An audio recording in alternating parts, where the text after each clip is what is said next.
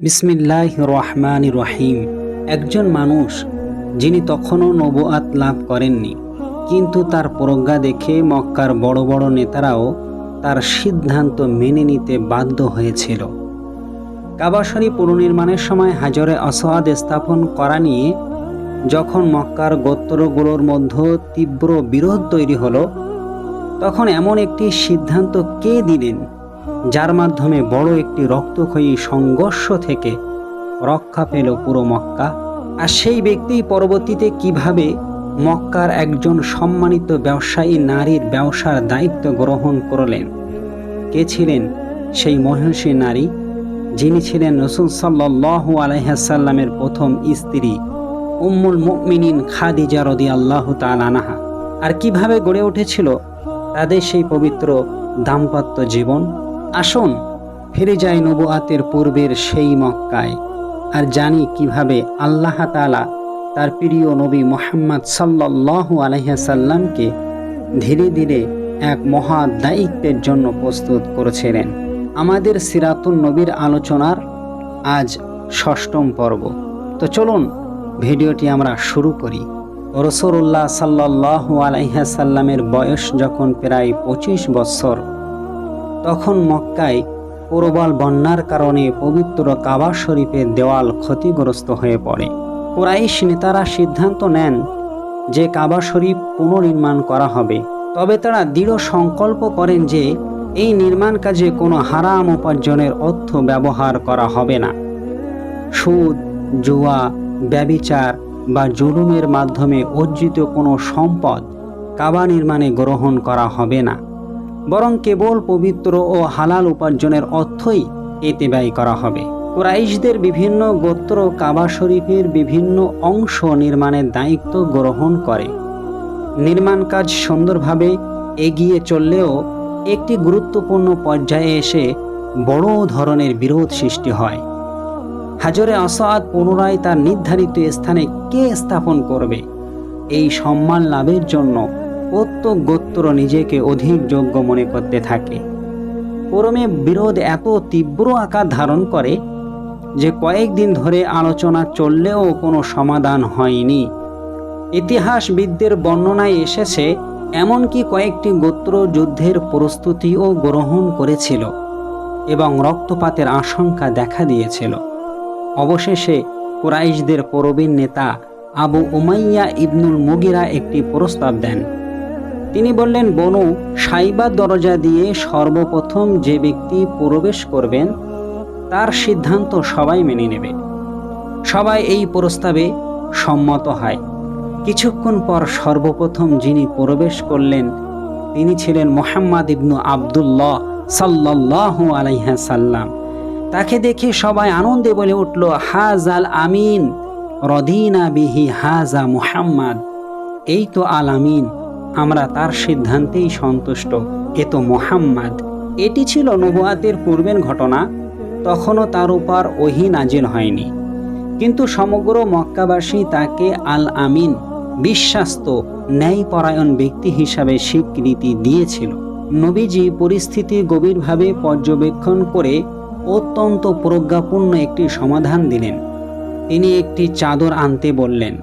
এরপর নিজে হাতে হাজরে আসওয়াদ সেই চাদরের মাঝখানে রাখলেন। তারপর প্রত্যেক প্রধান গোত্রের একজন প্রতিনিধিকে চাদরের এক একটি কোণা ধরতে বললেন। সবাই মিলে চাদরটি তুলে নির্ধারিত স্থানের কাছে নিয়ে এলো। রাসূলুল্লাহ সাল্লাল্লাহু আলাইহি ওয়াসাল্লাম নিজে হাতে হাজরে আসওয়াদকে তার স্থানে স্থাপন করে দিলেন। এভাবে কোনো গোত্রকে ছোট না করে, কাউকে বঞ্চিত না করে এবং কারো সম্মান খনন না করেই তিনি এমন একটি সমাধান দিলেন যা রক্তক্ষয়ী সংঘর্ষের সম্ভাবনা দূর করে দিল। তার এই বিচক্ষণতা, ন্যায় বিচার এবং নেতৃত্ব গুণে সবাই মুগ্ধ হয়ে গেল। এই ঘটনা থেকে আমাদের জন্য শিক্ষণীয় বিষয়: প্রথমত, প্রকৃত নেতৃত্ব শক্তি দিয়ে নয়, বরং প্রজ্ঞা ও ন্যায় বিচার দূরদর্শিতার মাধ্যমে প্রতিষ্ঠিত হয়। দ্বিতীয়ত, রাসূলুল্লাহ সাল্লাল্লাহু আলাইহি ওয়াসাল্লাম নবুয়াতের পূর্বেই এমন মহান চরিত্র ও বিচার বুদ্ধির অধিকারী ছিলেন যে তার কঠিনতম সিদ্ধান্ত ও সবাই নির্দ্বিধায় মেনে নিত। তৃতীয়ত, একজন ন্যায়পরায়ণ নেতার লক্ষ্য নিজের সম্মান বৃদ্ধি করা নয়, বরং এমন সমাধান দেওয়া যাতে সকলের অধিকার ও মর্যাদা রক্ষা পায়। আল্লাহ তাআলা পরবর্তীতে তার এই মহান চরিত্রের স্বীকৃতি দিয়ে বললেন, ওয়া ইন্নাকা লাআলা খুলুকিন আযীম, নিশ্চয়ই আপনি মহান চরিত্রের অধিকারী। সূরা কলামের 4 নম্বর আয়াতে আল্লাহ এই কথা বলেছেন। এরপরে আমার নবীর জীবনে আর একটা নতুন অধ্যায়ের সূচনা হয়, তা হচ্ছে খাদিজা রাদিয়াল্লাহু তাআলা আনহার ব্যবসায় রাসূল সাল্লাল্লাহু আলাইহি সাল্লামের অবদান। আল্লাহর নবী এর বয়স যখন প্রায় 25 বছর, তখন সমগ্র মক্কায় তার সততা, বিশ্বাস্ততা এবং উত্তম চরিত্রের সুনাম ছড়িয়ে পড়েছিল। ছোট বড় সবাই তাকে আল আমিন, বিশ্বাস্ত, এবং সাদিক, সত্যবাদী নামে চিনত। তার আমানতদারিতা, ন্যায়পরায়ণতা ও সত্যবাদিতা এমন পর্যায়ে পৌঁছেছিল যে মানুষ তাদের মূল্যবান সম্পদও নির্দ্বিধায় তার কাছে আমানত হিসাবে জমা রাখত। অন্যদিকে কুরাইশদের সম্ভ্রান্ত ও ধনাঢ্য নারী হযরত খাদিজা বিনতে খুয়াইলিদ রাদিয়াল্লাহু তাআলা আনহা ছিলেন মক্কার অন্যতম সফল ব্যবসায়ী। তিনি নিজে ব্যবসায়ী কাফেলার সঙ্গে ভ্রমণ করতেন না, বরং বিশ্বাস্ত ও দক্ষ ব্যক্তিদের মাধ্যমে তার ব্যবসা পরিচালনা করাতেন। শাম, সিরিয়া, ইয়ামেন, আরবের বিভিন্ন অঞ্চলে তার ব্যবসা বিস্তৃত ছিল। যখন তিনি নবীজির সততা, বিশ্বস্ততা ও ব্যবসায়িক দক্ষতার কথা শুনলেন, তখন তিনি তার কাছে প্রস্তাব পাঠালেন যে তিনি যেন তার বাণিজ্য কাফেলার দায়িত্ব গ্রহণ করেন। রাসূলুল্লাহ সাল্লাল্লাহু আলাইহি সাল্লাম এই প্রস্তাব গ্রহণ করেন। হযরত খাদিজা রাদিয়াল্লাহু তাআলা আনহা তার বিশ্বাস্ত খাদেম মাইসারাকে আল্লাহর নবীর সঙ্গে পাঠিয়ে দেন, যাতে তিনি সফরের বিভিন্ন বিষয় পর্যবেক্ষণ করতে পারেন।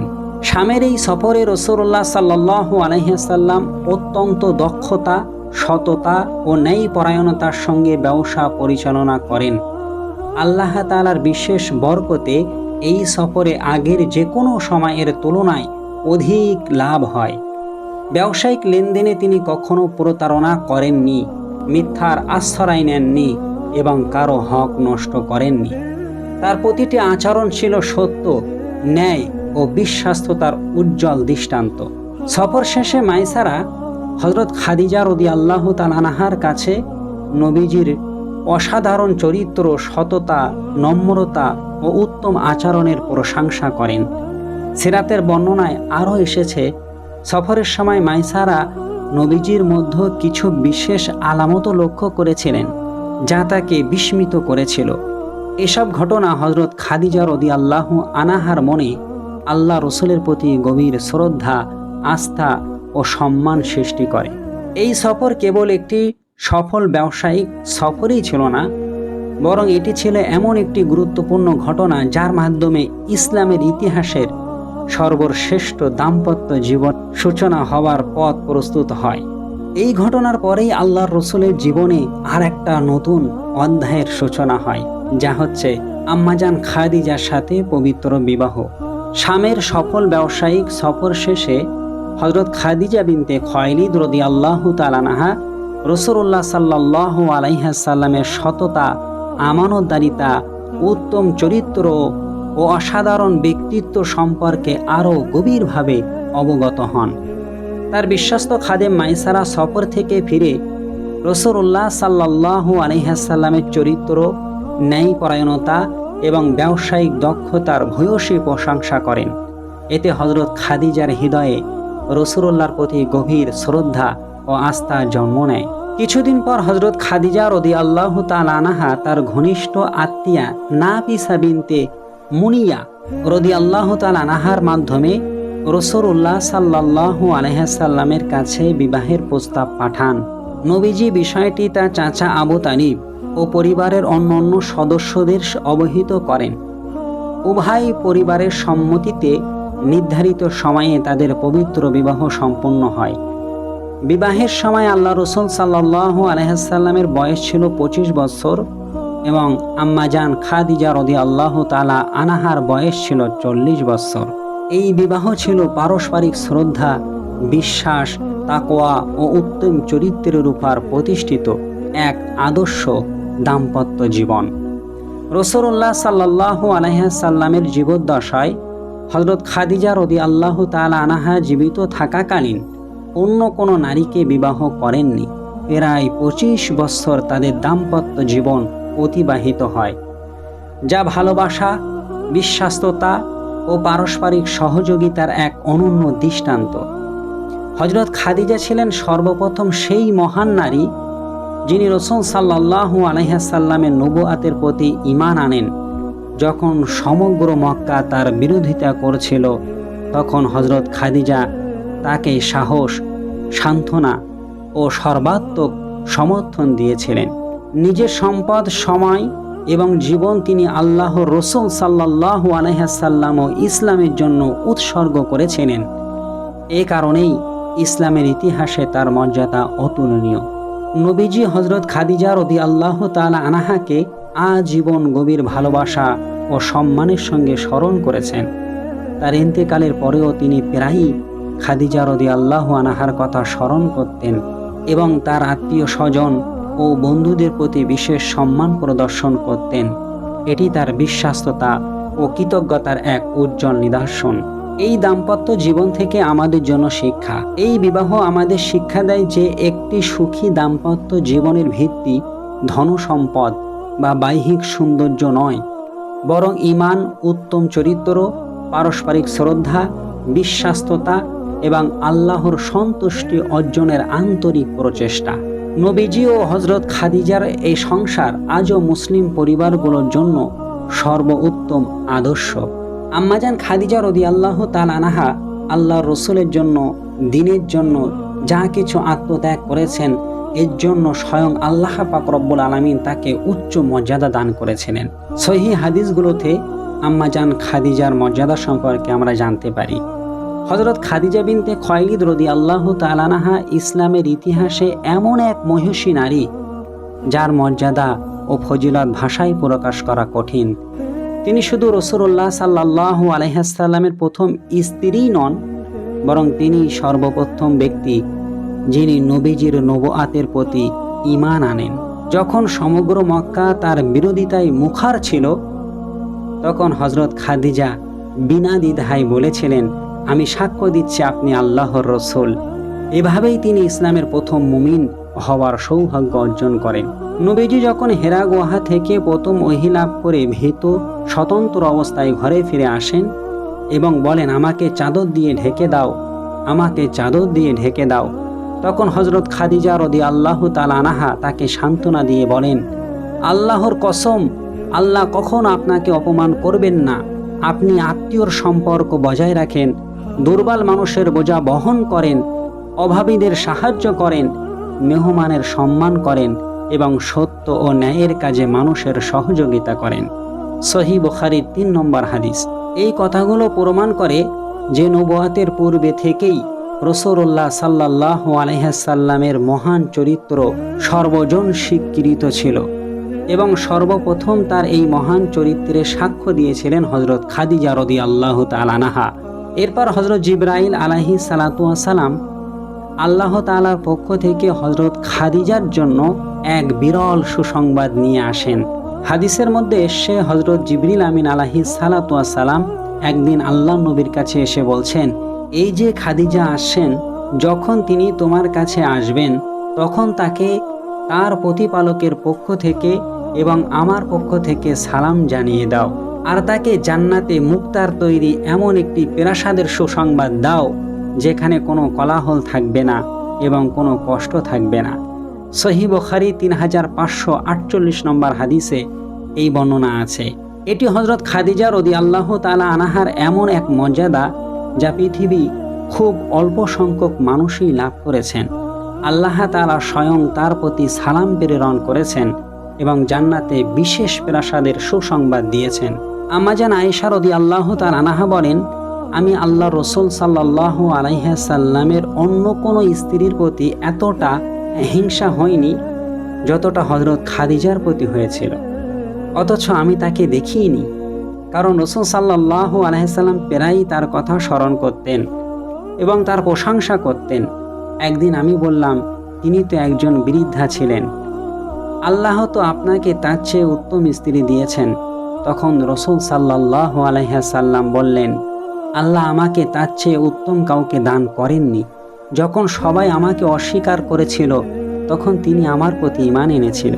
যখন সবাই আমাকে মিথ্যাবাদী বলেছিল তখন তিনি আমাকে সত্যবাদী বলে বিশ্বাস করেছিলেন। যখন সবাই আমাকে বঞ্চিত করেছিল তখন তিনি তার সম্পদ দিয়ে আমাকে সহযোগিতা করেছিলেন। হযরত খাদিজা রাদিয়াল্লাহু তাআলা আনহা তার সম্পদ, জীবন, ভালোবাসা ও সর্বস্ব আল্লাহ রাসূল সাল্লাল্লাহু আলাইহি সাল্লাম এবং ইসলামের জন্য উৎসর্গ করেছিলেন। তাই ইসলামের ইতিহাসে তিনি কেবল একজন স্ত্রী নন, বরং তিনি ঈমান, ত্যাগ, বিশ্বাসতা ও আত্মস্বর্গের এক উজ্জ্বল প্রতীক।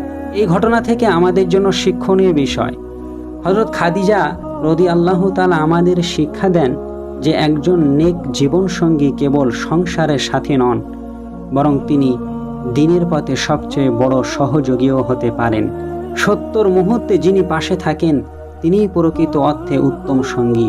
এ কারণেই উম্মুল মুমিনিন হযরত খাদিজা রাদিয়াল্লাহু তাআলা আনহা কিয়ামত পর্যন্ত মুসলিম নারীদের জন্য ঈমান, ত্যাগ, ধৈর্য ও বিশ্বাস্ততার সর্বোত্তম আদর্শ হয়ে থাকবেন। প্রিয় দর্শক, আল্লাহ রাসূলের জীবন চরিত্র শুধু আমাদের জানার বিষয় নয়, বরং সেখান থেকে আমাদেরকে শিক্ষা নিয়ে ওই অনুযায়ী আমাদের দুনিয়ার জীবনটা পরিচালনা করা উচিত। আম্মাজান খাদিজার এই অসাধারণ কৃতিত্ব আমাদের অনেক কিছুই শিক্ষা দেয়। আল্লাহর কাছে দোয়া করি আজকের এই ভিডিওটি যারা যারা দেখেছেন এবং যারা দেখবেন, আল্লাহ আমাদের সকলকে এই ঘটনা থেকে উত্তম শিক্ষাগুলো নিয়ে আমল করার তৌফিক দান করুক। এবং এই ভিডিওটি যদি আপনাদের কাছে ভালো লাগে অবশ্যই ভিডিওতে একটি লাইক করতে ভুলবেন না। আর রাসূলুল্লাহর এই ধারাবাহিক সিরাতের ভিডিওগুলো পাওয়ার জন্য অবশ্যই আমাদের চ্যানেলটি সাবস্ক্রাইব করে রাখুন। আর ভালো লাগলে ভিডিওটি অন্যদের কাছে শেয়ার করে ছড়িয়ে দিন, যাতে ইসলাম সম্পর্কে, আমার নবীর সিরাত সম্পর্কে গোটা বিশ্বের মুসলমানরা জানতে পারে। ইনশাআল্লাহ আগামীতে আপনাদের সাথে আবার দেখা হবে। আল্লাহ হাফেজ।